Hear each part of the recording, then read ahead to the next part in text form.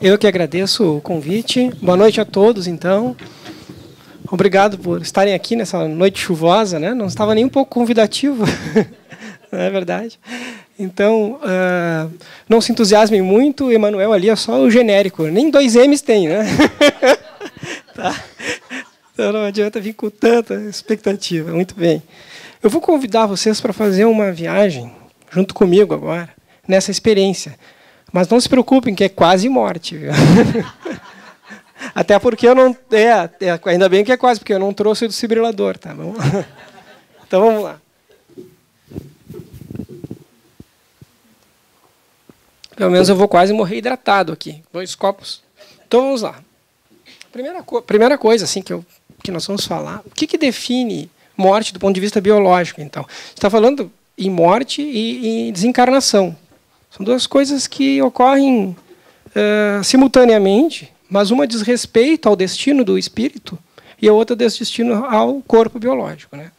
E nós vamos fazer uma outra diferenciação, que, a meu ver, é muito importante, mesmo dentro do conceito de morte biológica, do que é morte da célula e o que é morte do corpo, do organismo como um todo. Isso a gente vai, até para poder definir o que é quase morte, a gente tem que definir o que é morte. Quando a gente pergunta assim, o que é o contrário de morte, o que é a primeira coisa que vem na mente da gente? Não, pessoal, é nascimento. O nascimento a vida começa com o nascimento e vai até a morte, e da morte para o renascimento, do nascimento para a morte, da morte para o renascimento. Vida é tudo, vida não termina, né? Então, a morte, tanto o processo de nascimento, como aquele da chamada histogênese espiritual, que é quando o espírito chega no mundo espiritual também para a formação, a adaptação do perispírito àquela outra, a nova realidade, na verdade, a realidade última mesmo, ocorre também um processo ali, dentro do tecido perispiritual. A mesma coisa em relação ao nascimento e ao processo de desencarne, então, a morte do organismo biológico. E quando a morte, do ponto de vista biológico, ela não é um evento instantâneo. E é isso que eu quero abordar agora. É um processo. E esse processo ele se dá, do ponto de vista celular, desde o momento em que a gente está em formação, o corpo da gente. Pense como o corpo muda ao longo do tempo, desde que a gente é uma célula única, o nosso corpo, né, a nossa parte biológica, até o momento que a gente passa na infância, a idade adulta e a senilidade.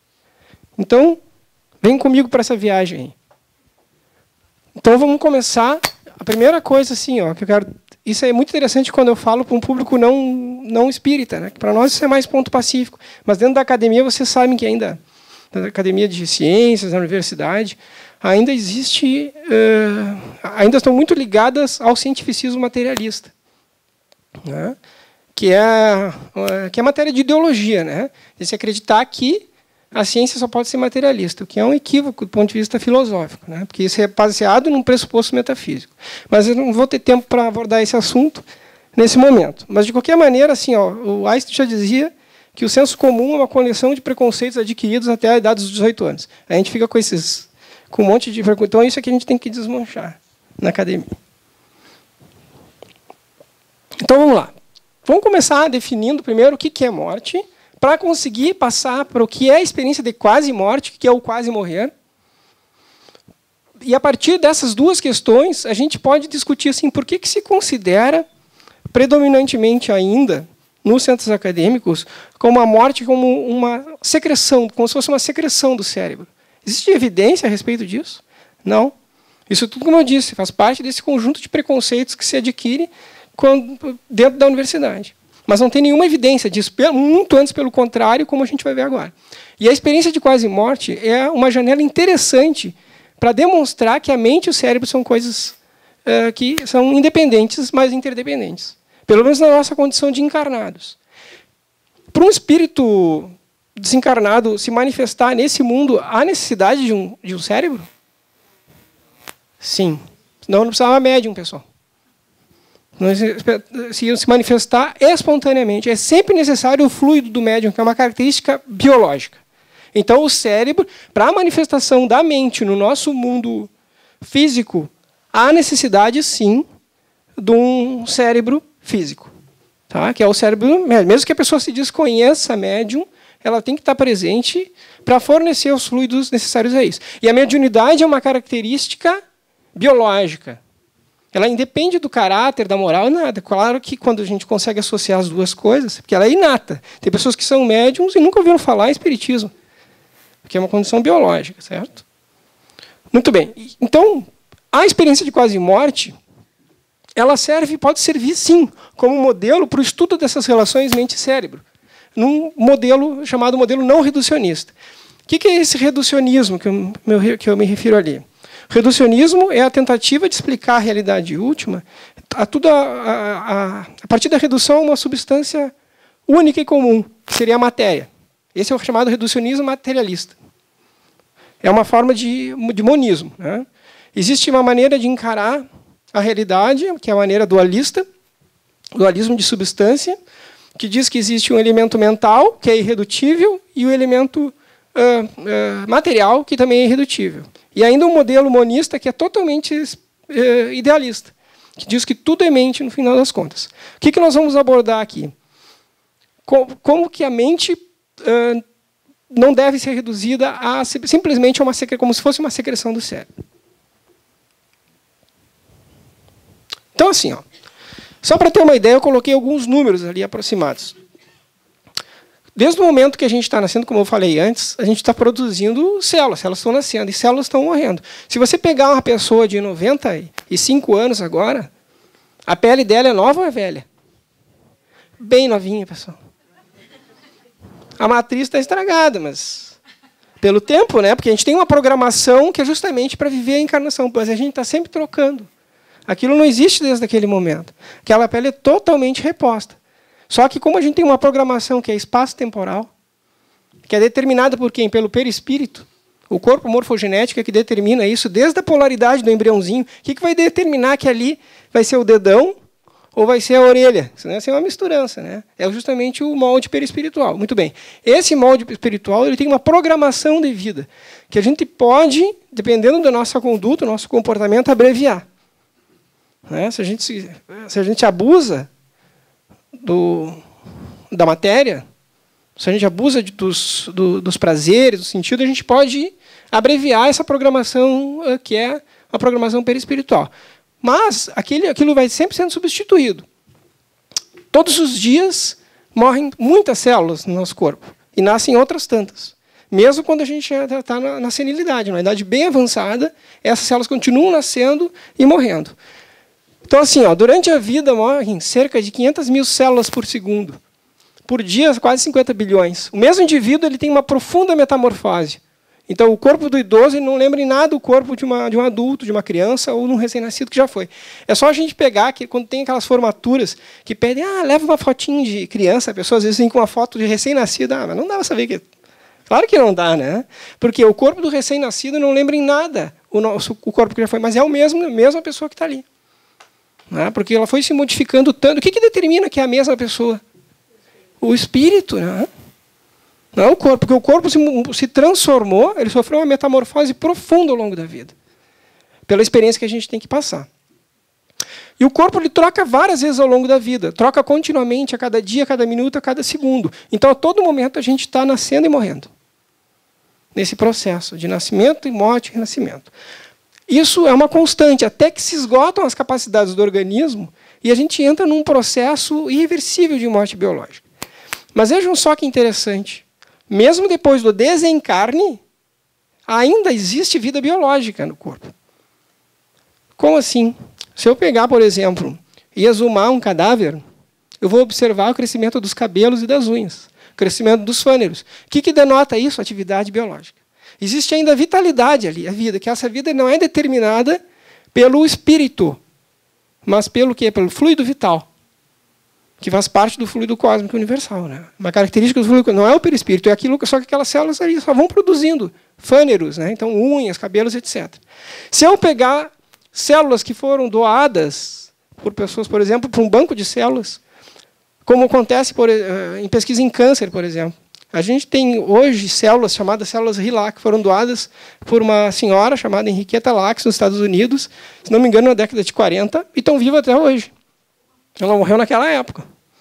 Né? Mas não é mais a Henrietta que está ali. São células doadas por ela, que tendem à perpetuação, à imortalidade do ponto de vista biológico. Se eu pegar um órgão transplantado, são células de quem que estão ali? Do receptor ou do doador? Doador. O doador que faleceu delegou aquele órgão, por isso é que sempre existe uma tendência à rejeição. Ocorre uma tolerância imunológica depois. Mas aquele órgão que está ali, ele é formado por células do doador. E essas células vão mudando também, mas por novas células geradas pelaquela matriz do próprio doador. Então o doador está vivo, o corpo dele naquelas células, no transplante de coração, no transplante de rim, etc. Células do doador. Gametas, que são células reprodutivas, por exemplo, o espermatozoide, que é o gameta masculino. A pessoa pode ter conservado gametas, congelado, a gente chama isso de criopreservação, e pode ter um filho mesmo depois de morto.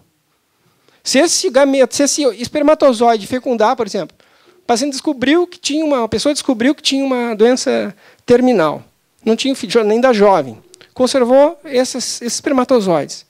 E a esposa depois, em função do grande amor que tinha, o sonho do casal, resolve ter um filho. O filho daquela pessoa que faleceu. É possível isso. Se consegue fazer por inseminação, usar esses espermatozoides que estão congelados mesmo depois da morte do organismo. Então vejam que é muito diferente a morte da célula da morte do organismo. Porque mesmo o organismo, depois que morreu, as células podem só continuar vivas aqui. O que mantém, então, essa continuidade do organismo? O que é a morte do organismo? Bom, esse conceito de morte ele foi evoluindo ao longo do tempo. Tudo isso para a gente chegar lá no que é quase morte. Viu quanta injeção de murcilha aqui para poder chegar lá, né? Porque a gente não entende bem o que é isso. Então, a morte, né, como eu disse antes, ela é um processo. Havia necessidade, no princípio, de grandes velórios. Por quê? Porque precisavam haver sinais indeléveis da morte. Porque não se tinha outro meio seguro para dizer que aquela pessoa tinha morrido mesmo. Então, quais são esses sinais indeléveis de morte? A rigidez cadavérica. Então, o corpo fica rígido. Se a pessoa morre de... Às vezes, a pessoa te colocar uma atadura no pescoço para poder fechar a boca do falecido. Ou então os olhos abertos, assim. Tem que também fechar, porque tem a rigidez cadavérica característica. Mas isso não é imediato, isso é ao longo das horas. O que mais? A presença de livores. São aqueles líquidos que se acumulam na parte do decúbito. Quando a pessoa está deitada, por exemplo, morre deitada, os líquidos se acumulam aqui. O resfriamento do corpo. E depois, os sinais da putrefação que se dá ali, da decomposição do corpo. Então, aquele odor característico da decomposição, associado à presença de livores, a rigidez e o resfriamento, bom, são sinais pode enterrar. Morreu. Mas, depois, isso foi evoluindo, com o conceito de parada respiratória, apneia, o descobrimento do sistema circulatório, então parou o coração, e etc. Mas aí eu coloco uma pergunta. O que indica que a pessoa morreu? É a parada do coração? Não é isso. Exatamente. É o encéfalo. Exatamente. Exatamente. Por quê? Porque o coração se tornou reanimável, ressuscitável. Chama de ressuscitação, porque a pessoa tinha perdido a vida ali, e ela pode ser reanimada, através, então, de compressões cardíacas externas e o uso de máquinas que restauram a corrente elétrica do coração e medicamentos para esse mesmo fim. Então, muitas vezes, e cada vez mais, se traz pessoas dessa quase morte aí, que é a parada cardíaca. Então, a gente teve que evoluir para o... Aliás, o coração pode até ser substituído. Não existe transplante de coração, né? Então, desde 1967, com Christian Barnard, na África do Sul, que foi o primeiro transplante de coração, a coisa só foi evoluindo nesse sentido. Então, não é o coração. O coração ele pode ser reanimado, sim, nas manobras de reanimação. Então, nós evoluímos para um outro conceito de morte, quando se compreendeu que esse processo se torna irreversível a partir da desorganização do centro que rege a harmonia entre os diversos órgãos e tecidos, que é o tronco cerebral. O que é esse tronco cerebral? É uma estrutura muito básica do sistema nervoso, não é nem mais básica que o cérebro, por isso que eu falei em morte encefálica. Sei que isso é uma coisa, é um detalhe. Pode ser um detalhe para o leigo, mas para quem vai fazer o diagnóstico é muito importante, porque são coisas diferentes. Porque o tronco cerebral é responsável por funções muito básicas como a respiração, como o controle da circulação e etc. Então, a partir disso, ainda hoje é irreversível. Esse conceito de morte parou o encéfalo, temos algumas horas para aquelas células perderem a harmonia do conjunto, que podem ainda ser mantidas artificialmente por um período curto, porque essa é a janela até para a captação de órgãos para transplante, né? Entre a parada e a parada do coração. Muito bem, então vamos continuar aqui. Então definimos isso, a morte, então a partir então da morte do tronco cerebral. Mas vejam então que morte celular, como a gente viu antes, é completamente diferente da morte do organismo como um todo, do ponto de vista biológico. Quando o organismo, quando morreu como um todo, aí sim o espírito se desliga dele. Mesmo que ainda haja atividade celular, mesmo que ainda o coração esteja batendo. Então, as células podem então permanecer viáveis, como a gente viu. A parada respiratória era sinônimo, passou para a parada cardíaca, que está dentro do conceito de morte clínica, mas com o advento de reanimação cardiorrespiratória bem-sucedida, se evoluiu para o conceito de morte encefálica. Ainda se continua morrendo, claro, de parada cardíaca. Por quê? Porque a parada cardíaca leva, se não tratada e se não revertida, à morte encefálica. Obviamente, por quê? Porque o coração é a bomba que leva sangue para o cérebro. O sistema circulatório está colapsado. Não existe mais chance para o cérebro sobreviver, e ele em seguida. Só que ele é muito sensível, o encéfalo. Com 7 segundos sem circulação, a gente já perde a consciência. Pode ver, quando a pessoa se levanta abruptamente, tem aquele cintilar, que a gente chama de escotomas. E pode ter uma síncope, desmaiar, só pelo fato de se levantar abruptamente e cair a pressão por alguns segundos. Se a pessoa tem uma arritmia do batimento do coração e fica 7 segundos sem ter um batimento cardíaco, ela perde a consciência. Ela desliga ali. Isso acontece na parada cardíaca. Então, quero destacar nesse antes da gente ir adiante, que a morte é um processo e não um evento isolado, como nós vimos.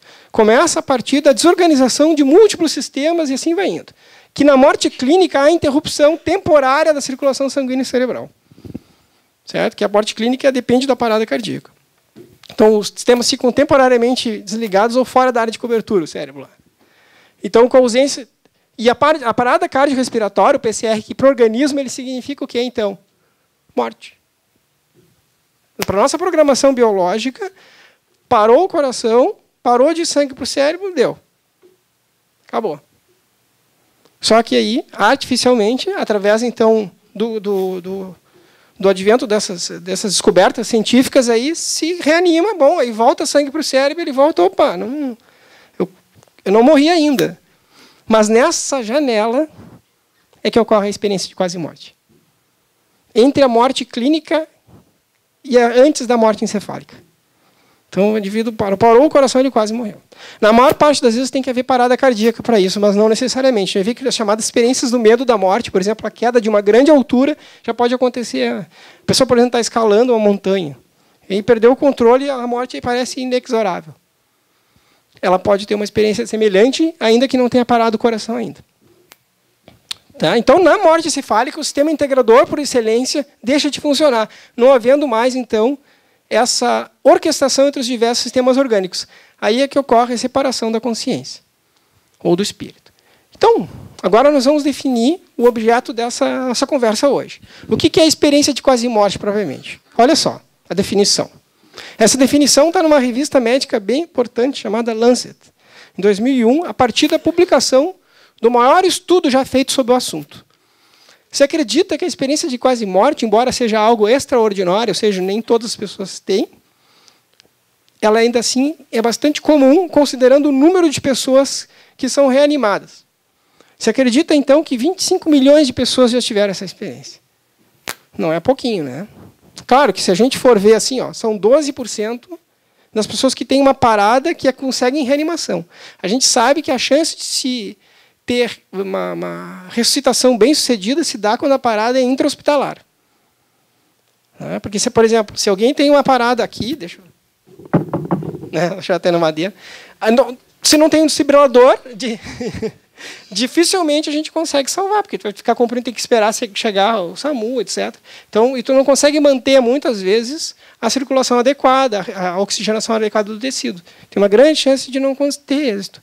É por isso que hoje se recomenda que estádios de futebol, por exemplo, tenham um desfibrilador, etc., locais com muito público.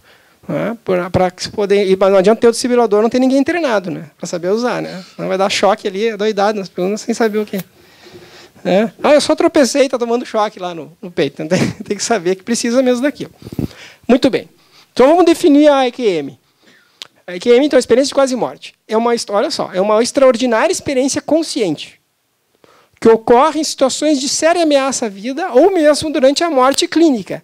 A morte clínica, como nós vimos antes, é quando ocorre a parada cardíaca. Em que ocorrem pensamentos claros, lúcidos, bem estruturados, acompanhados de uma percepção extrasensorial. Por que essa percepção é extrasensorial? Porque os sentidos estão todos ali sem funcionamento. Justamente por o cérebro não estar funcionando, os olhos não estão funcionando e tudo que está conectado a ele. Porque o cérebro ele atua como um filtro dessas sensações. Os nossos olhos, por exemplo, só podem enxergar uma faixa de comprimento de onda, que é de 400 a 700 nanômetros, mais ou menos. O resto, tudo, a gente não enxerga. A gente não enxerga. Alguém tem de enxergar raio-x aqui, além do super-homem? Então, a gente não enxerga raios, a gente não enxerga onda de rádio, a gente não enxerga onda de TV, precisa de um aparelho, não enxerga radiação, precisa de um contador Geiger, etc. Tá? Então, esses sentidos estão todos conectados ao encéfalo. O encéfalo parou de funcionar, os sentidos param de funcionar. Então, essa percepção passa a não depender dos sentidos. Como é que a gente percebe isso, então, com quem? Com a mente. Através do perispírito se dá essa percepção. Só que aí nem sempre a gente vai conseguir trazer isso para ele quando a gente volta para o corpo, conseguir lembrar, porque isso depende da integridade das estruturas cerebrais, obviamente. Porque lembra que a gente falou lá no início, para a manifestação nesse mundo é preciso sempre um contato com o cérebro. Então, a mesma coisa se dá no sonho, às vezes a gente não consegue lembrar, e na emancipação da alma de outras formas. A experiência de quase morte não é uma experiência de emancipação da alma. Muito bem. Outra coisa interessante, a atenção e memória dos momentos específicos da parada. Se a memória fosse um atributo do cérebro, o armazenamento, não as condições para que se deem o upload e o download de informação, assim, comparando com o computador. Se a memória tivesse armazenada no cérebro, a gente não poderia ter uma experiência enquanto o cérebro não está funcionando. Então a gente fala de memória extracerebral. Onde é que fica a memória extracerebral? Onde é que fica arquivada? No perispírito, naquele nosso ser transpessoal. Certo? Aquele que forma várias personalidades ao longo das sucessivas encarnações. Ali que está a memória. E isso se dá, então, quando os sistemas cardiocirculatório e respiratório estão seriamente comprometidos e o indivíduo encontra-se o quê? Clinicamente inconsciente. Então, ele está inconsciente, mas está tendo consciência de tudo aquilo. Tem consciência clínica. As pessoas não veem que ele está inconsciente. Isso pode acontecer em outras situações, né? Sabia que tem um estudo que foi feito com pessoas que estão em vida vegetativa e que não se comunicavam em nada com outras pessoas, mas que fizeram um exame chamado ressonância funcional, em que foram feitas perguntas para essas pessoas e o cérebro delas respondeu. Quer dizer que ela estava percebendo o ambiente, embora não tivesse nenhum tipo de manifestação motora. Mas estava percebendo o ambiente. Mas vamos lá. A incidência é crescente, por quê? Porque está cada vez se conseguindo reanimar mais gente com sucesso. Então, se acredita que a prevalência seja em torno de 12% das reanimações, de acordo com esse estudo holandês que eu falei antes. Quais são as características dessa experiência? Ela ocorre assim, em adultos, crianças, em qualquer momento da história. Ela não importa se a pessoa tem um sistema de crenças que é espiritualista ou ateísta, né? Se ela é cristã, se ela é budista, pouco importa. Como é que a gente sabe isso? Através, principalmente, do chamado estudo holandês, em que avaliou as pessoas, 344 pessoas, se não me engano, que tiveram experiência de quase morte, e as características chamadas demográficas dessas pessoas, e não viu diferença entre elas. Não é, então, esse background cultural que determina se a pessoa terá ou não a experiência com todo o colorido que ela tem. Então, o que caracteriza essa experiência? É a visão de um túnel com a presença de uma luz intensa. Né? E a revisão panorâmica da vida, você vê a vida de uma única maneira, assim, isso é dissociado do tempo, porque aquilo poderá durar segundos, mas parece uma eternidade, porque é fora do tempo aquilo. E aí, olha que interessante sobre a revisão panorâmica da vida. Ela ocorre do ponto de vista emocional, no lugar do outro. Então, por exemplo, todo o amor que eu produzi no mundo, eu sinto de volta na revisão da vida. Tudo que a outra pessoa sentiu, eu estou sentindo no lugar dela. E tudo que eu fiz de mal, eu sinto da mesma maneira também. Porque quando a gente desencarna, Deus nos ama de qualquer maneira, não importa o que a gente tenha feito. É como um pai que o filho faz uma coisa errada e vai lá e dá um abraço no pai, porque Deus sempre nos ama. Sempre nos ama, não importa. Ele só sabe que nós somos crianças espirituais. O que acontece, então? Por que a gente entra em culpa e vai para o umbral psicológico? O que acontece? É porque Deus me ama tanto, incondicionalmente, ou seja, Ele não me condiciona nem ao meu comportamento. Como eu fui capaz de ter tanto desamor? Aí tu mergulha na depressão, que é o umbral. Você lembra aquela cena do filme Nosso Lar? Estou falando agora não no livro, mas porque no filme isso é bem claro. Quando André Luiz desencarna, ele chega no mundo espiritual e tem os muros ali.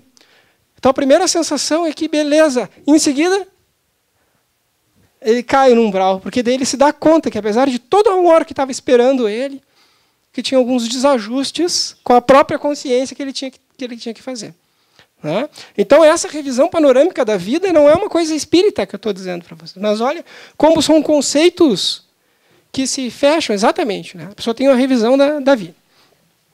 E esse conceito de luz no final do túnel é uma coisa universal, né, gente? Todo mundo fala assim, quando o Brasil agora parece bem sem esperança, o mundo e tal, a gente diz, não, mas tem uma luz no final do túnel. Né? E tem a esperança depois da morte. A luz no final do túnel é a esperança depois da morte. E a pessoa vê isso aí e se comunica com a luz. Contanto que essa luz não seja um trem, no final do túnel, a luz, é o trem, passa por isso. Aí tá bom, né? Certo? E olha só que coisa interessante isso. Ó. Isso aí é um cardiologista relatando a experiência ó, de 344 pessoas. E outros depois. Encontro com parentes e amigos mortos. Então, tu vai passando por fase. Né? O Bruce Grayson, que é um cientista da Universidade de Virgínia, ele fez uma escala disso. E ele era um discípulo do Raymond Moon Jr., que escreveu em 1973, um livro seminal sobre a experiência de quase morte, chamado Vida Depois da Vida. Não sei se alguém já ouviu falar ou já leu esse livro. Né? Então, porque ele entrevistou pessoas, ele era um psiquiatra e filósofo, que não é, porque ele está encarnado, se não me engano. E ele entrevistou uma série de pessoas com experiência de quase morte e teve a coragem de publicar isso num ambiente ainda totalmente hostil dentro da universidade. E Bruce Grayson seguiu os passos dele, né, dentro da universidade. Então, esse encontro com parentes mortos é muito interessante porque, mesmo quando a pessoa não sabe que a pessoa tinha morrido, ela encontra ela. Tem relatos, por exemplo, do sujeito teve experiência e encontra o pai, a mãe, o avô e tal, e olha para o irmão, o que está fazendo aqui? O irmão ali. Né? Aí ele volta da experiência, meio confuso com aquela ideia, que ele estava lá. Eu digo, não, meu irmão só pode... E aí descobre que o irmão tinha morrido. Ele não sabia. Né? Mostrando, então, que mesmo quando a pessoa não é uma ideia sugerida, crianças que ainda não tiveram o contato com a morte, quando tem essa experiência, às vezes encontram os avós nessa experiência e não sabem que são os avós, porque não os conheceram. E depois, olhando fotos antigas, foi essa pessoa que eu encontrei. Os avós. Só que parecia mais nova.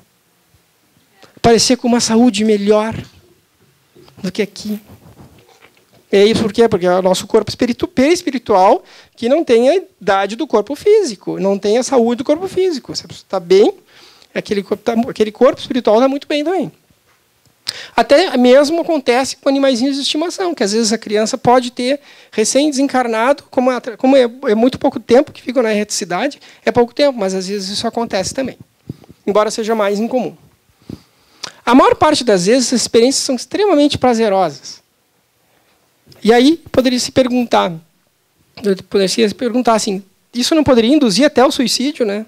Sabe que não? Olha que interessante. Quando uma pessoa tem uma EQM a partir de uma tentativa de suicídio, normalmente ela não tenta de novo. porque ela ressignifica a vida. Que é aquela pessoa que tenta o suicídio é porque não vê mais esperança em nada e tudo mais. Então ela vê, olha o que me aguarda. Só que ao mesmo tempo fica com um sentimento nostálgico, uma melancolia. Porque aquilo foi tão intenso que a pessoa fica com saudade daquilo. Então ela se esforça ao longo da vida para que aquilo, quando chegar a vez daquilo acontecer de verdade, como se fosse uma advertência. Viva direito essa tua oportunidade aqui. Porque o que vai te esperar é amor.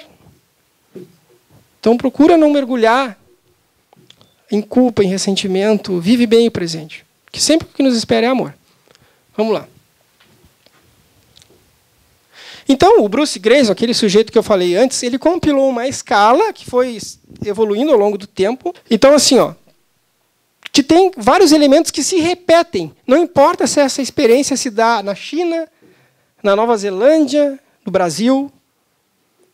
Não importa, porque sempre esses elementos eles se repetem, que são a consciência de estar morto. A pessoa chega assim, olha o próprio corpo, na experiência fora do corpo, eu destaquei ali, eu vou explicar porquê, e diz, olha, morri.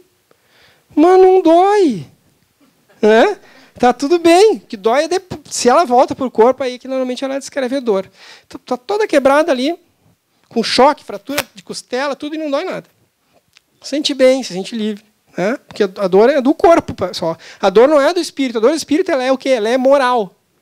Ela não é dor física. Então ela observa, então ela tem a consciência de estar morto. O Lars Grael, quando teve aquele acidente no Yacht Clube do Espírito Santo, em que teve a amputação por uma lancha, ele perdeu a perna ali, ele cortou vasos importantes, os femorais ali. Né?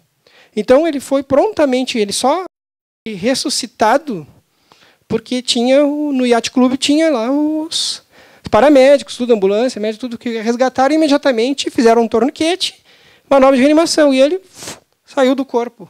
Ele descreve, se vocês procurarem na internet, tem ele descrevendo a experiência. Ele dizia que é um cara agnóstico, né? Começou a acreditar em vida depois da morte, porque ele viu tudo lá de cima. E a posição relatada é a seguinte, é de cima. E vocês vão ver qual é a importância disso. Porque tem estudos que estão correndo hoje em dia que tentam avaliar isso. Essa perspectiva da chamada experiência fora do corpo. Então, por que a experiência fora do corpo é importante? Porque tudo isso aqui, que a gente está vendo agora, é uma experiência em primeira pessoa, uma experiência subjetiva, que não tem como ser testemunhada. Não tem como outra pessoa dizer que tu encontrou parente morto. Ou que tu viu uma luz, ou que tu viu isso e aquilo, que tu viu seres de luz, etc. Agora, a experiência fora do corpo. Sim, por quê? Porque nessa parte da experiência, tu está tendo contato com o mundo exterior.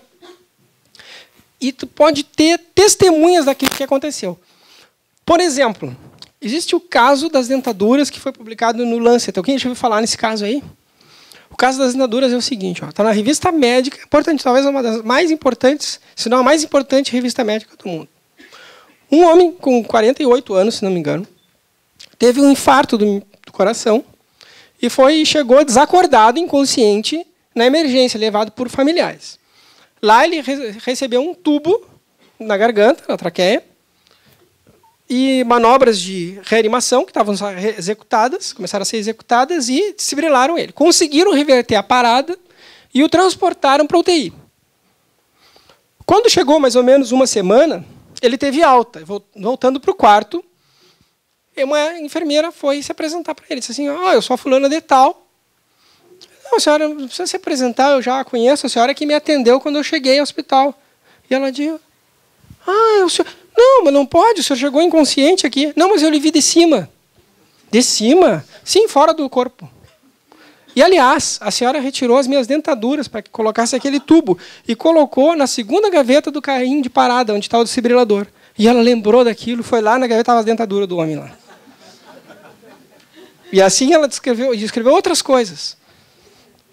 O jeito que as outras pessoas que estavam na cena e tudo mais. Em detalhes, isso está relatado, não é na Contigo, nem na Caras, é no Lancet.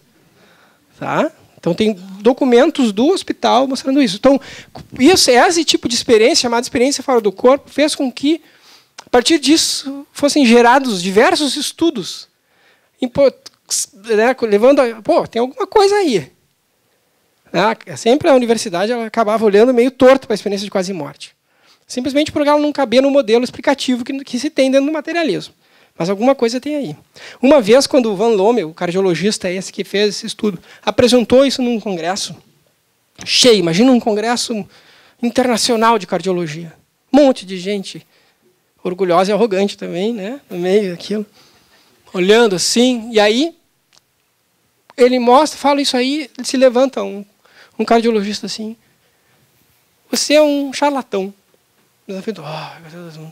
Eu, todos os meus anos trabalhando com cardiologia, nunca vi um caso desses.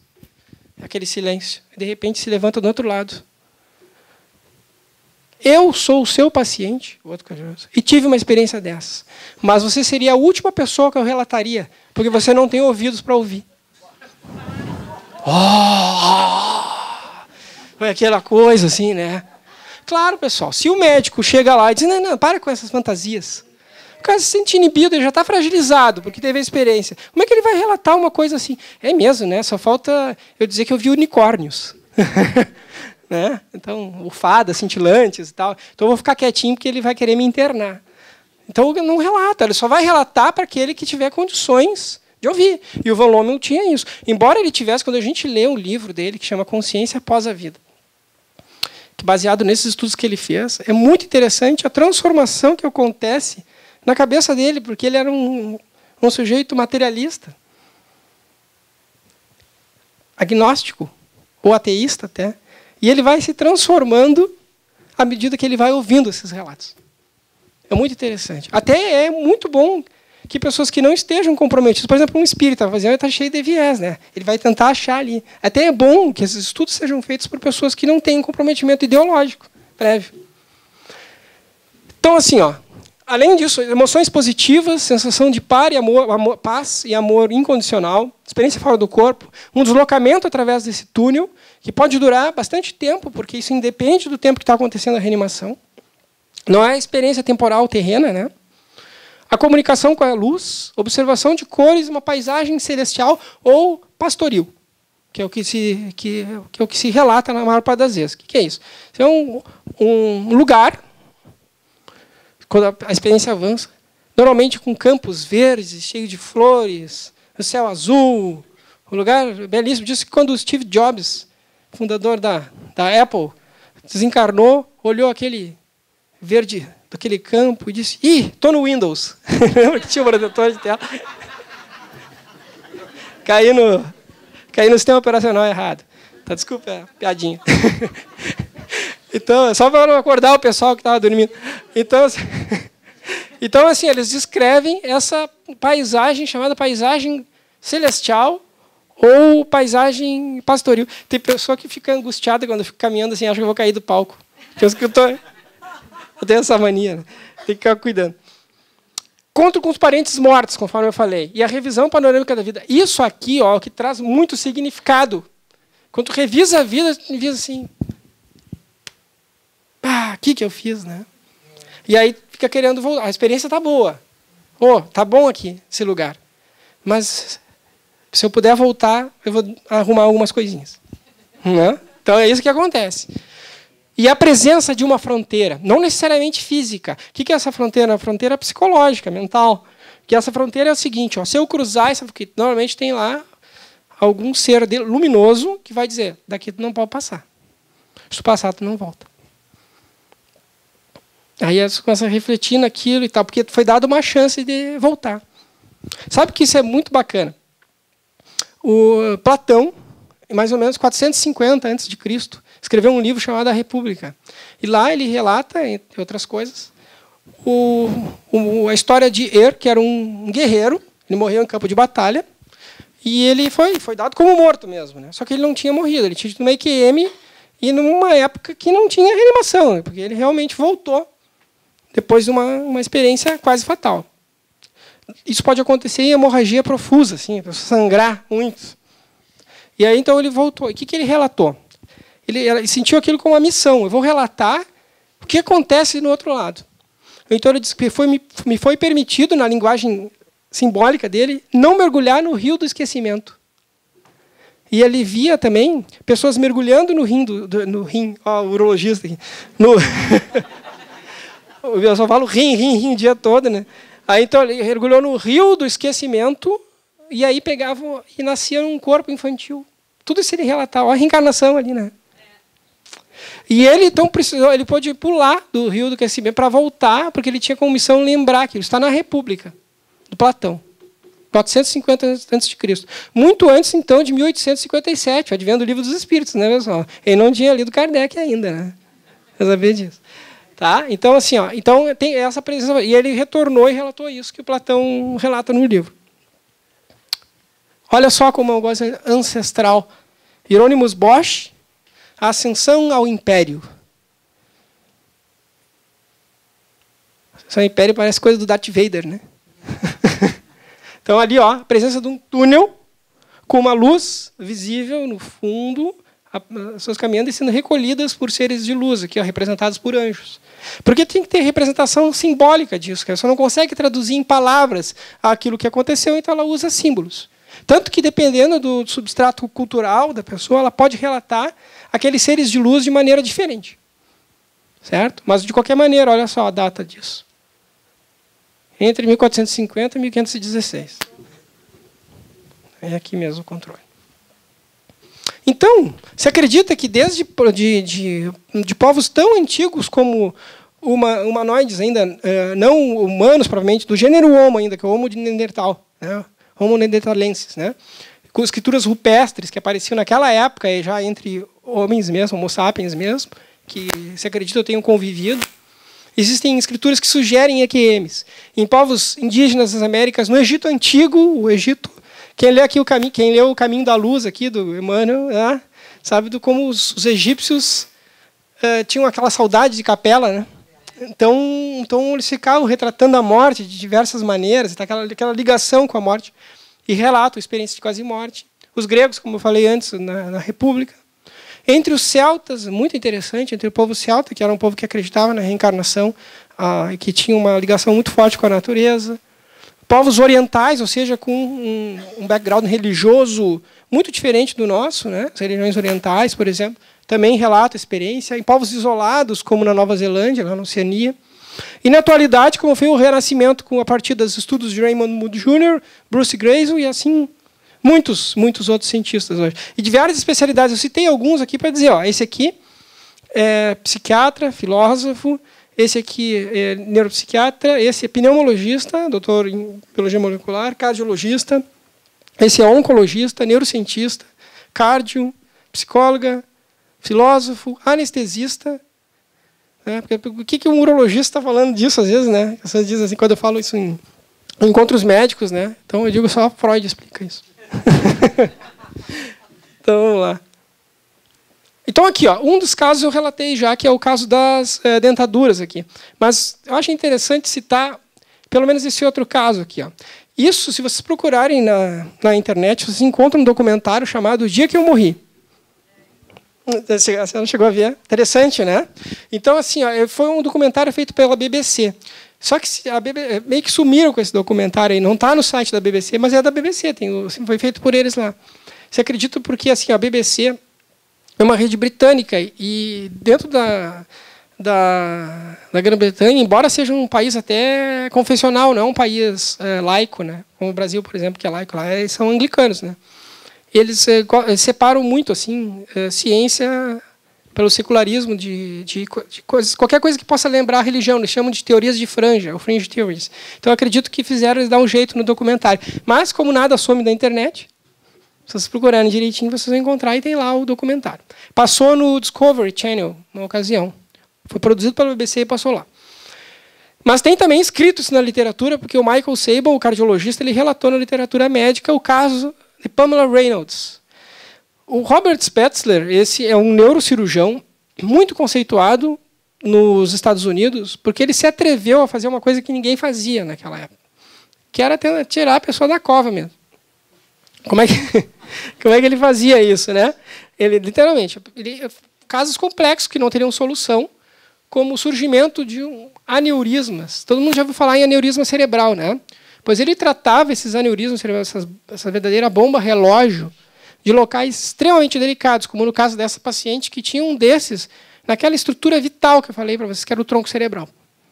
Responsável, então, pela vida biológica, né? Proteger a vida biológica.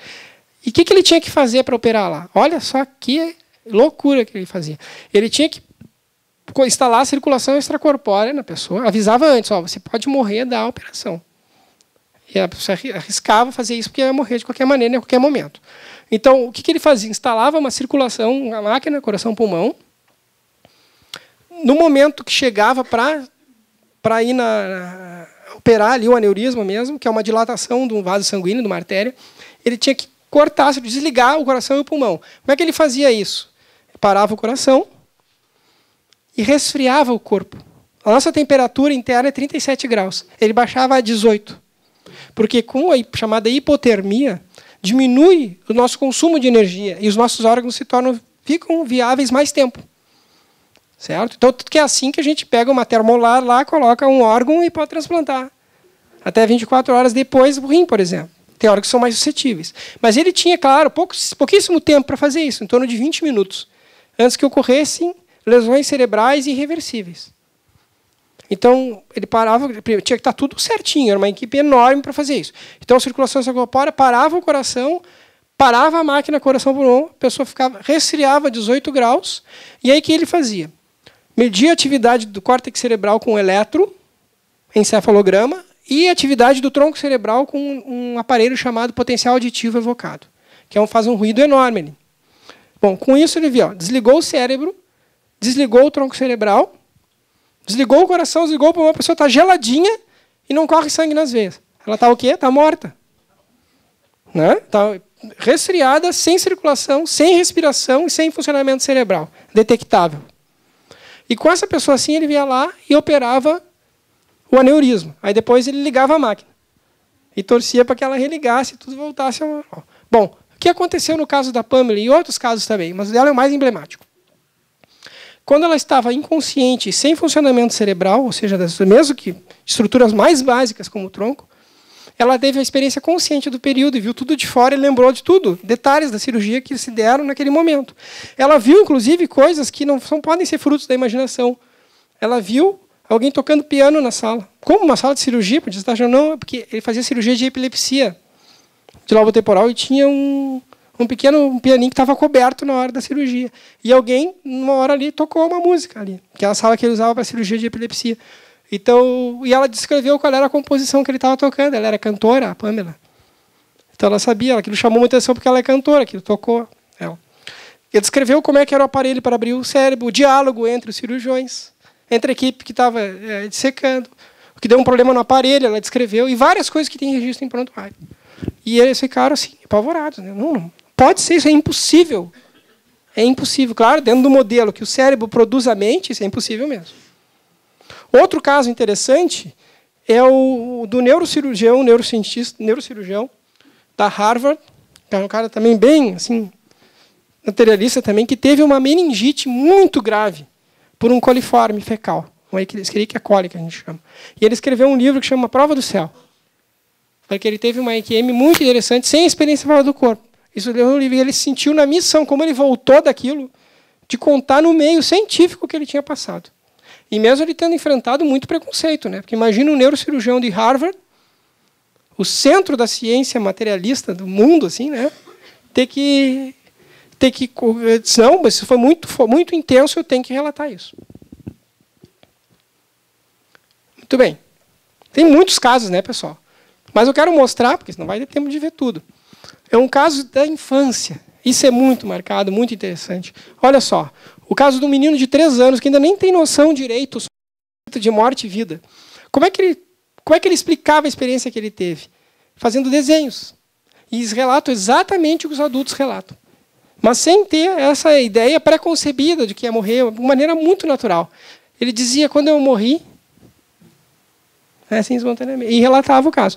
Então, ele descreveu as manobras de reanimação, reconheceu o desfibrilador, reconheceu o UTI, as pessoas que ajudaram ele, etc. E tinha um sentimento muito grande de gratidão. E não estava assustado com a experiência, porque ele disse que foi muito bem acolhido. Olha os desenhos do John. Então, aqui, ó, ele foi melhorando o desenho dele. Ó. Ele foi crescendo, mas o relato era o mesmo. Ó, um desenho infantil, bem infantil, obviamente. Olha ali, ó. Ele se olhando, ele ali se reconhecendo numa espécie de autoscopia, observando o próprio corpo. Mas ele não é o único caso. São muitos, muitos, muitos, muitos casos que acontecem com crianças. Olha só, a menina feliz, porque a experiência é boa, olhando, na maior parte das vezes é boa, olhando as pessoas preocupadas, olha a expressão no desenho dela, tentando fazer que ela voltasse à vida. Pessoas muito preocupadas, uma criança morrendo, comprimindo o tórax dela. E aí ela lá, e olha lá em cima, seres de luz, que ela representou como anjos na linguagem infantil dela. Certo? Com os anjos com auréola, com coisa, porque era a maneira de dizer, olha, eram coisas que não é desse mundo, gente. Olha esse outro caso. Poderíamos mostrar muitos casos. Esse aqui, ó, desenho de Andrew, da experiência que foi fora do corpo. Aqui, do Andrew, ele é levado por uma moça que mais tarde ele reconheceu ser sua avó. Porque ela estava com aspecto, ela viu fotos mais jovens, era essa, mas essa é a tua avó mais jovem. Ela que levou em volitação a criança a conhecer os Campos Elíseos aqui, né? Do paraíso, né? Enquanto ela estava em experiência de quase morte. É muito forte isso, né? Em crianças, né? Relato em crianças. Muito bem. A EQM, além de ocorrer na infância, qualquer idade, ela é uma experiência universal. Ela ocorre, então, no Ocidente, como nós vimos antes, mas olha lá no Oriente, ó. Tem esse 81, aqui é Ing Chun, desculpe que eu não sei pronunciar isso aí. 81 sobreviventes de um terremoto, com um número grande de EQMs, ó. 40% tiveram EQMs. Comparando com o Ocidente, as mesmas características em relação ao gênero, idade, estado civil, nível educacional, ocupacional, personalidade, se houve ou não trauma cerebral, conhecimentos de EQMs, crença em espíritos fantasmas ou crença em Deus. Não importava em nada. Na Índia, a mesma coisa. Nos índios americanos, na Nova Zelândia, onde tem estudos também, a mesma coisa. Olha que legal isso aqui, ó. Cegos. Cegos têm experiência visual. Então, mas a gente pode dizer, mas nunca enxergou essa vida. Né? Como é que a gente sabe? Ah, mas ele relata experiência visual. E não só isso. Aqueles que têm a visão muito rudimentar, foram quase, do ponto de vista legal, eles viram com mais nitidez de qualquer coisa mais nítida. Porque é a visão da mente. Que eles chamam, como em literatura inglesa, isso, de mind sight, ou visão da mente. Que nós, espíritos, mandamos a visão do espírito, através do perispírito, a visão direta do fenômeno e não do órgão. Porque o cérebro, os órgãos, o órgão está estragado. É como o rádio fora de sintonia, mas o espírito não está, né? 21 casos em cegos, nesse estudo aqui, Ring e Cooper, com visão enquanto estavam em experiência fora do corpo, sendo que 14 eram cegos de nascença. 64 deles tinham a visão desses cegos de nascença. Outros não se sabe, se é porque não sabe o que é visão, porque eles relatam uma experiência muito rica. Ou se realmente não tiveram. Não vou falar isso aí, porque são as explicações científicas convencionais. Todas têm muitas falhas, eu vou só falar duas, que são muito absurdas. Assim. Normalmente, quando vai alguém que não está habituado com o tema e chama para falar na TV e diz assim, isso aí é porque faltou oxigênio no cérebro. Isso é um absurdo. Por que é um absurdo? Falta de oxigênio, que a gente chama de hipóxia, ela dá tudo, menos bem-estar. A pessoa que está com falta de oxigênio se sente muito angustiada. Dá tudo, menos pensamento lúcido e bem estruturado. A pessoa fica desorganizada mentalmente. Não tem registro de memória adequado. Não tem nada da fenomenologia da EQM. Outro disseram que a isquemia da retina, que é o fundo do olho, né? Não, isquemia da retina não dá, por causa da visão em túnel. Sim, mas e o resto todo da experiência? E mesmo assim, tu perde a consciência e tem no máximo, quando tem uma síncope, por exemplo, escotomas, que são aqueles cintilar.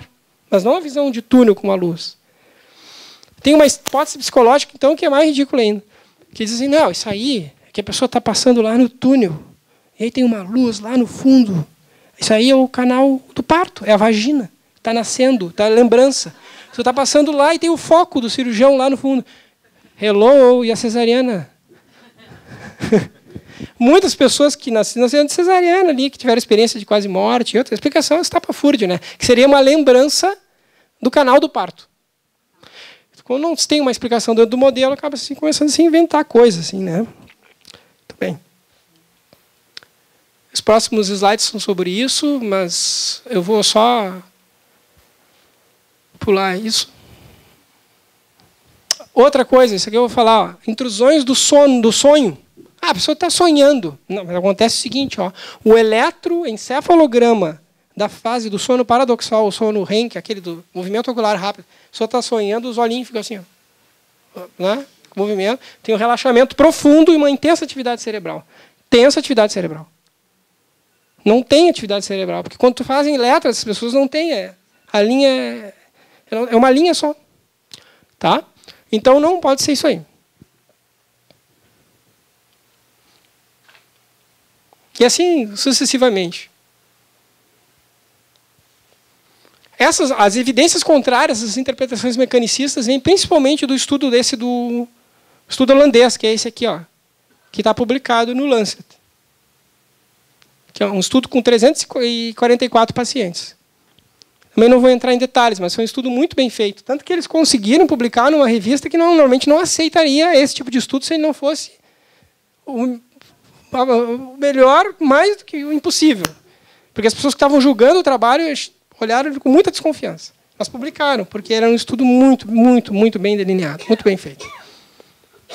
Isso aqui é muito interessante, também não vou falar, mas que fala exatamente disso que eu falei antes, que existem efeitos sem explicação adequada pelas teorias materialistas da mente. Por exemplo, plasticidade dos neurônios, como é que eles se reorganizam, o efeito dos placebos, como é que uma medicação sem efeito provoca alterações mesmo, até cura no efeito placebo, se não é a mente que induz. Então, se existe efeito placebo, é porque a mente molda o corpo. Uma coisa diferente, não o corpo que molda a mente. Na verdade, é um caminho duplo aí, né? Meditação, habilidades psi, aquelas habilidades paranormais, experiência de quase morte, etc. Olha só esse caso aqui. Claro que isso aqui também saiu no Lancet. Ó. É um caso extremo disso. Ó. É uma criança que, aos 3 anos, ela tinha uma epilepsia intratável. Síndrome de Rasmussen, que chamam. O que acontecia? Essa pessoa ficava em status epiléticos, que a gente diz, pessoal, em epilepsia sem parar, e ela ia morrer em decorrência disso. Então se tomou uma decisão drástica, que é tirar todo um lado do cérebro dela. Chama de hemicerectomia. Por isso o nome do artigo, metade do cérebro, half a brain. Porque seria a maneira. E aí o que disseram para os pais? Ou ela vai morrer, ela vai morrer de qualquer jeito, ou ela vai ficar com sequelas horrorosas. Como ela está perdendo o hemisfério chamado dominante, o hemisfério esquerdo, ela vai perder aqui, ó, os movimentos do lado direito. Vai perder a capacidade de compreender palavras, de falar, que a gente chama de afasia. Vai ter cegueira, porque o córtex da visão, pelo menos parcial, vai estar afetado. E todas aquelas atividades ligadas ao cérebro. Não só isso não aconteceu por plasticidade, mostrando como o cérebro é plástico, sobretudo na infância, como essa criança não desenvolveu quase nenhuma sequela, ainda aprendeu 2 línguas, além da língua nativa. E olha, aprendeu turco e holandês, Deus o livre, né? Com 7 anos de idade. Aqui, opa, até me emocionei aqui. Então, aqui, ó, turco e holandês. E ela só tinha de sequela um leve espasmo do lado direito. Claro, isso não é regra, né? Não é pensar que todo mundo que vai ter AVC vai voltar ao normal. Mas se tem uma exceção à regra, é porque o cérebro é extremamente plástico, a mente. Vamos pular isso aí também. Então, assim, ó, e essas explicações, elas são amparadas por neurocientistas célebres, como, por exemplo, o laureado com o Nobel, o professor Wilder Penfield, já falecido, que mapeou o cérebro e diz que a mente só pode ser algo à parte da ação neural reflexa. Embora o conteúdo da consciência dependa da atividade neural, a consciência por si só não. E ele não está sozinho nisso. Tento ignorar, dizendo que normalmente, como essas conclusões são mais tardiamente da vida, eles normalmente dizem o seguinte: está ficando senil, está pirando, está tendo demência senil. Outro Nobel para o neurocientista, porque descobriu as sinapses, que são como os neurônios se comunicam uns com os outros. As mais fantásticas descobertas da medicina. O professor da Universidade de Belmar, australiano, John Leckless, diz que a mente estimula o cérebro para exercer funções espaço-temporais sobre o encéfalo. Olha o perispírito, olha o perispírito ali, né? Que funciona como um detector desses campos de influência. Numa linguagem dentro da ciência ortodoxa, né? Mas está falando disso. E assim sucessivamente, né, pessoal? que é essa questão de campos morfogenéticos, como é que eles agem sobre o DNA, etc. Mas eu não vou com essa conversa para boi dormir agora. Falar para vocês, essas artes, coisas e tal. Mas isso aí. O mundo invisível ele sofreu descrédito durante muito tempo, né? Se falava, por exemplo, em comprimento... tudo que não se enxerga, por exemplo, as ondas eletromagnéticas que são invisíveis, a visão humana. Microbiologia diziam que Pasteur era um doido varrido porque ele via micro-organismos. Organismos que não viam. Ninguém nunca tinha visto um, porque ele foi visto a primeira vez por Koch, Robert Koch, que descobriu o bacilo da tuberculose, o bacilo de Koch. Então, antes, era uma hipótese. Não, vai ver que existem seres que a gente não vê. Os espíritos de Pasteur. Quer dizer, seres que a gente não vê. A gente fala em infecções espirituais, inclusive. Então, que causavam as doenças infecciosas. Muito mais tarde é que isso foi reconhecido. Na França, hoje existe o Instituto Pasteur. Né? Em relação às grandes descobertas desse cientista. Inácio Semmelweis, dizia que tinha que lavar as mãos.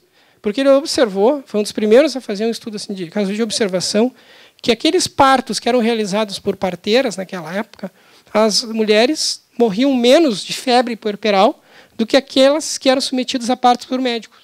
Os médicos, né? Não, esse cara está maluco, está viajando. Mas como é que era que eles faziam parto? Eles não sabiam dos micro-organismos ainda. Eles pegavam, saíam de uma necropsia, porque eles tentavam entender o que acontecia, isso é legítimo, mas saíam com as mãos lá sujas e iam fazer um parto. Não lavavam as mãos. As parteiras já intuitivamente deixavam tudo meio limpo para as condições sanitárias da época. Então tinham menos infecção do que eles que vinham de um cadáver. E olha o que eles faziam ainda. Não sabiam da contagiosidade assim, das coisas. Eles dissecavam mulheres para entender por que ela morreu de febre puerperal e faziam um parto no outro com febre puerperal. Eles iam transmitindo de uma para outra. Uma coisa que parece óbvio hoje levou esse homem ao hospício, porque diziam que ele estava louco, porque ele afrontou o poder temporal. Foi a cruz dele, né? A cicuta dele, que nem o Sócrates, e todos que enfrentam o poder do tempo. Mas ele estava convicto daquilo. E ele não se entregou e foi lá para o hospício, morreu no hospício. Não é fácil essa cruz, né? Esse mundo aqui.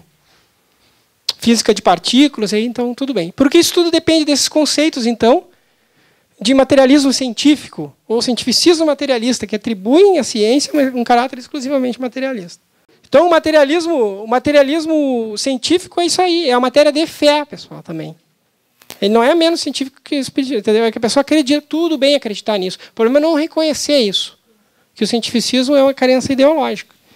Que o materialismo, tudo bem ser materialismo, não tem problema nenhum.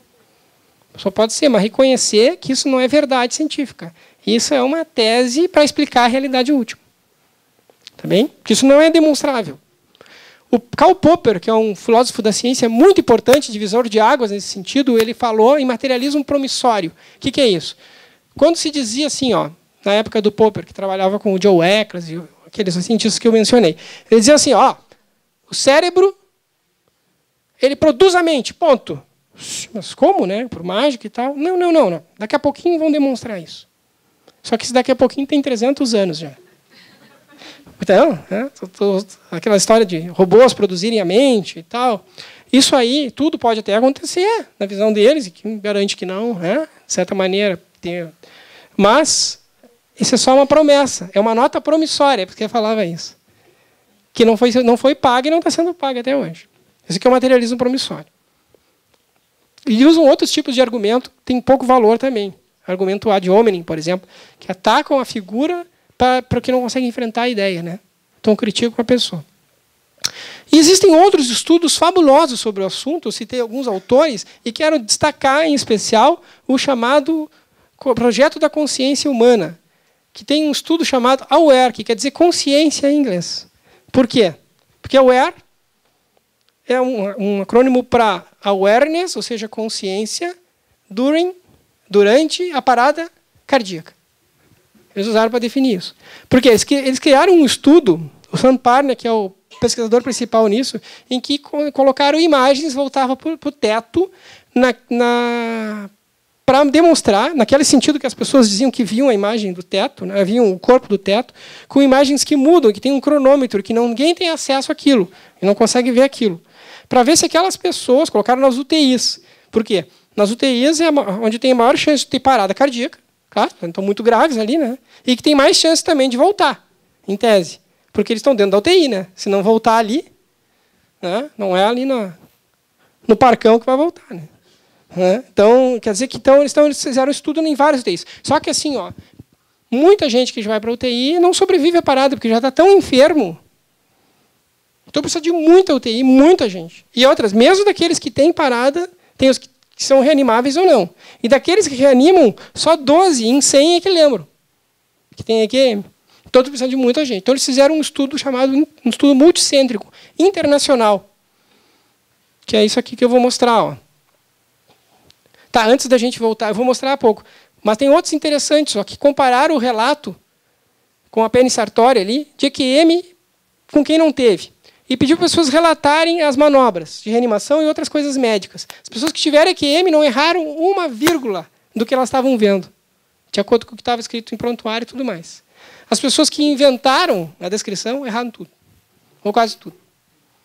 Isso para que ela atribuiu? A experiência real, ela realmente viu aqui. Foi a tese de doutorado dela, uma enfermeira. Esse aqui é muito bacana, esse estudo saiu na PLOS One 2013, uma revista muito boa, em que comparou as memórias dessas pessoas. Esse estudo assim, ó, pegou a memória-alvo, que era a memória da EQM, e comparou com outras memórias, memória da infância, etc. O que se viu? Vou resumir. Se viu que as memórias das EQMs não só eram reais, como elas eram ultra-reais. Porque elas tinham mais precisão do que as melhores memórias que as pessoas tinham. E eram mais significativas do ponto de vista emocional e mais se repetiam sem falhas. Deixando com que a possibilidade de fantasia fosse muito remota. Não era uma coisa fantasiada, mas era uma coisa... Eles compararam tanto com memórias falsas como memórias verdadeiras. Muito bacana esse estudo. E aí, então, o AWARE que eu falei, que eu deixei para depois para dar um suspensezinho aí. Tá? Então, um estudo que envolveu a primeira fase, agora está na segunda fase já foi publicado. 18 hospitais no Reino Unido, 2 nos Estados Unidos, 1 na França, 1 na Áustria e 1 no Brasil, em Juiz de Fora. Vamos lá. Esse é o Sam Parnia, que é o investigador principal, que conseguiu financiamento para isso a partir de vários estudos que ele fez. Porque assim, ó, ninguém queria financiar o Sam Parnia. Porque o negócio não tem farmácia por trás, né? É uma coisa assim, entendeu? Tu não vai vender remédio, tu não vai fazer nada, só vai dizer que a consciência... Ainda mais vai afrontar e tá louco, cara. Dizer que a mente não... Tá, como é que eu vou pagar para te dizer uma bobagem dessa? Então imagina o esforço. Ele teve que fazer muitos estudos pequenos para mostrar que... E o troço é tão importante, e olha só... Ui, ai, ai. Fui adiante, ó. Olha a cortina ali, ó. As Nações Unidas. O lançamento foi das Nações Unidas, coisa que ele conseguiu, lá na ONU, em Nova York. Ele é um britânico, né? Hoje ele está radicado nos Estados Unidos. Porque os Estados Unidos eles compram essas ideias. Então vamos lá, vamos fazer. E junto se associou com o Reino Unido e foram fazer. E olha só que interessante. Então tem nos webcasts da ONU, se for a palestra inaugural dele, que é maravilhosa. Vamos lá. Tem um site sobre isso. Esse aqui é o Van Lommel. Ele já esteve no Brasil. Ele teve no Medinesp, em Goiânia, ano passado, que é o Congresso Médico Espírita. O Van Lommel é uma palestra maravilhosa. É o cardiologista que fez o estudo holandês. Esse. Foi convidado e veio. Nós tivemos a oportunidade de encontrá-lo. Maravilhoso foi realmente a palestra dele. É um cara, não é espírita, viu? Mas tudo é convergente. Muito interessante. E esse aqui saiu na Resuscitation, uma revista médica sobre reanimação cardiorrespiratória. Não é uma revista de ressuscitação, assim. Não, é uma revista religiosa. E aqui, ó, o nome do estudo que eu falei, ó. Consciência durante a ressuscitação, estudo prospectivo, vários atores mundiais. Essa é a primeira fase, está em curso outro. Embora ninguém tenha lido a placa na primeira fase, porque acredita que foi um número insuficiente, os relatos foram impressionantes. Então, as pessoas, aqui ele diz como é que é o estudo. Desculpa que está em inglês, porque o estudo é em inglês, eu não tive tempo de traduzir. Mas só copiei e colei do próprio estudo. Mas aqui, ó, isso aqui não interessa. Mas aqui ele relata casos no estudo também. Ó. Casos assim que a pessoa descreve tudo. Ó. Quando estava falando com a enfermeira, lembra de tudo, lembra de ter visto, lembra da calvície do médico. Aquele era calvo, eu nem via, porque era que nem a minha calvície aqui. Ó, que só dava para ver de cima, assim. Eu acho que só dá a ver de cima, né? Que eu estou andando de costas, todo mundo vendo. Né? Mas assim, ele descreveu características físicas, do jeito que estavam, a corrente e tal, etc. Está nesse estudo aí. Muito bacana. Estudo prospectivo. Tá? As visões no leito de morte também são muito parecidas com aquelas pessoas que morrem de morte terminal, de doenças terminais, nos hóspices. O Peter Fenwick escreveu um livro que chama Arte de Morrer.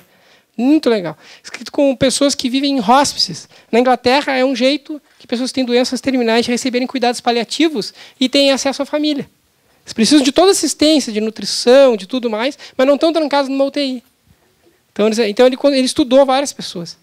Eu deixei uma frase muito interessante do Thomas Edison, quando, pouquinho antes de morrer, ele disse: "Uau, como é bonito lá", já tendo aquela visão do leito de morte. Né? Quando vê os parentes mortos e tudo mais. Aqui, vários livros têm sido publicados sobre o assunto, a maior parte ainda em língua inglesa, mas estão surgindo as coisas aí. E artigos, e documentários, etc. Cada vez mais. A Vida Depois da Vida é um livro muito interessante de se ler também. Então, assim, para concluir, existem várias implicações na teoria do conhecimento, em epistemologia, né, com isso aí, e que depende de vencer os preconceitos científicos, né, até que seja aceito como o modelo predominante. E que existem fatos que são negligenciados por não atenderem ao modelo que foi construído previamente. Então deixa de se investigar. É como a gente negar que existe trovão e raio porque não consegue explicá-lo, ou porque tem só uma explicação sobrenatural para isso. Aliás, o nome sobrenatural é uma coisa que tenta desqualificar um fenômeno, porque não existe nada sobrenatural, porque tudo na natureza está. Não é? Então tudo está na natureza. O que não se conhece, às vezes, é a explicação para o fenômeno, ou paranormal, que não é normal. Não, é normal e é natural. Só não se tem ainda a explicação dentro do modelo. Então, se prefere negar o fenômeno do que tentar explicá-lo, porque ele não cabe dentro do modelo pré-estabelecido. Então, se pode dizer que a consciência, do ponto de vista da ciência acadêmica, ela está num estágio que não tem modelo ainda, que é pré-paradigmático, e não daquele falso modelo que diz que ele é um produto do cérebro. Não se pode dizer isso. E está evoluindo para esse conceito que nós, como espíritas, já sabemos, porque nós tivemos acesso a revelação espírita. E a revelação espírita por outros meios, igualmente científicos, porque a doutrina ela é ciência, é filosofia e é moral, religiosa também. Não religião no sentido de liturgia, sacramento, hierarquia eclesiástica, templo, etc., mas no sentido de religar o homem ao Criador, através de um instrumento que fosse adequado à razão, porque a fé inabalável é aquela que pode encarar a razão frente a frente em qualquer época da humanidade, como fora está escrito na frente do Livro dos Espíritos, é que, então, através dessa revelação espírita, a gente já tem esse conhecimento que está chegando na academia por outros meios, através, então, desses estudos que eu citei para vocês, na nossa conversa aí. E muitos modelos já foram mudados. A Terra já foi plana. Sabiam que os chineses encontraram muito mais estrelas do que os ocidentais, porque os ocidentais acreditavam num firmamentos, ou firmamento, ou seja, que o céu era imutável. E foi assim criado pelo Criador, então não podia haver novas estrelas. E os chineses não tinham essa crença e enxergavam novos sistemas. A Terra já foi plana, nessa visão. Os miasmas eram as causas das doenças na microbiologia, antes de descobrir os micro-organismos. O criacionismo ele predominava sobre o evolucionismo, ou seja, que tudo evolui, como nós espíritas, isso faz parte do espiritismo, a crença de que tudo evolui. O espírito está em permanente evolução. A deriva dos continentes, o surgimento de vasos sanguíneos induzido pelo câncer, e etc, etc, etc.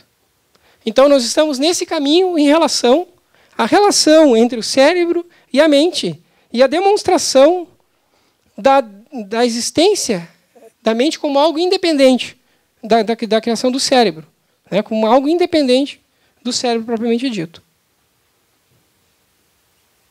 Então, para encerrar, deixar essa frase do Platão, que diz o seguinte: facilmente se pode perdoar uma criança com medo do escuro.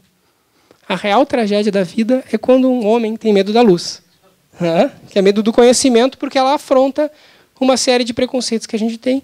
Muito obrigado pela atenção de todos nessa noite chuvosa aqui, fria, certo? Obrigado.